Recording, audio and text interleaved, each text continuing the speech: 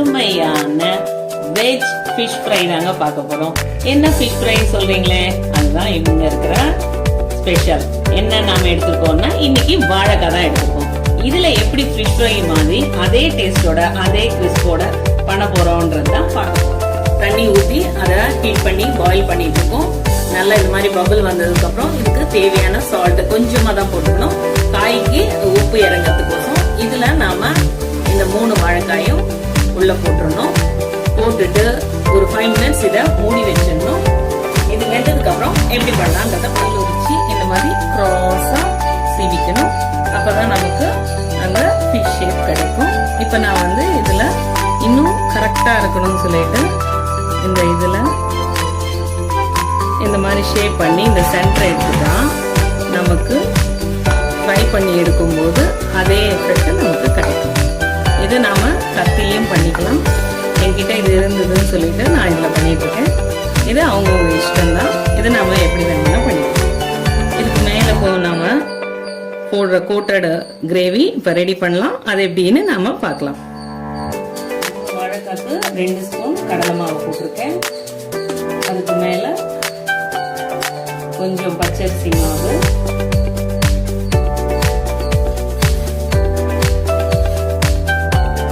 ஒரு ஸ்பூன் மைதா, தேவையான உப்பு. நாம காயிலே கொஞ்சம் உப்பு போட்டுப்போம், அதனால பார்த்து போட்டுக்கோங்க.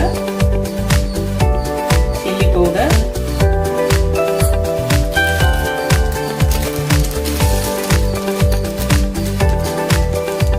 கரம் மசாலா,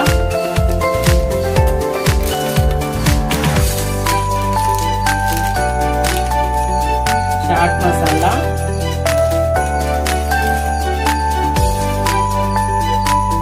அப்புறம் ஒரு பிஞ்ச்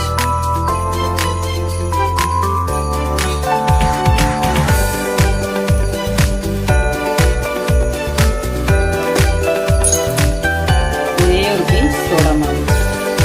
இதெல்லாம் கலந்துக்கிட்டு பேஸ்ட் மாதிரி பண்ணி இந்த டாப்பிங்ல நாம வாழைக்காவை ஒரு 10 மினிட்ஸ் அப்படியே ஊற வச்சிடணும். ஒரு திக் பேஸ்டா நம்ம கலந்துக்கலாம். ரொம்ப திக்காவும் வேணாம், வாட்டரியா வேணும்.